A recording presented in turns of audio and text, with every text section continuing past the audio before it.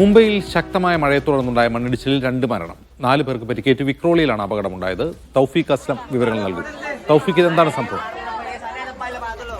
കഴിഞ്ഞ 2 ദിവസമായി മുംബൈയിൽ ശക്തമായ മഴയാണ് പെയ്യുന്നത്. ഇന്ന് പുലർച്ചെ പെയ്ത മഴയിലാണ് വിക്രോളിയിൽ 2 പേർ മരിക്കുകയും 2 പേർക്ക് ഗുരുതരമായി പരിക്കേൽക്കുകയും ചെയ്തത്. മുംബൈയിൽ ഇന്ന് ഓറഞ്ച് അലർട്ട് പ്രഖ്യാപിച്ചിട്ടുണ്ട്. താനെ, പാൽഘർ, രത്നഗിരി, റായ്ഗഡ് തുടങ്ങിയ സമീപ ജില്ലകളിലും ഓറഞ്ച് അലർട്ട് പ്രഖ്യാപിച്ചിട്ടുണ്ട്. ശക്തമായ മഴയെ തുടർന്ന് റോഡുകളിലും റെയിൽവേ ട്രാക്കുകളിലുമെല്ലാം വെള്ളം നിറഞ്ഞതോടെ ഗതാഗതത്തെ സാരമായി തന്നെ ബാധിച്ചിട്ടുണ്ട്.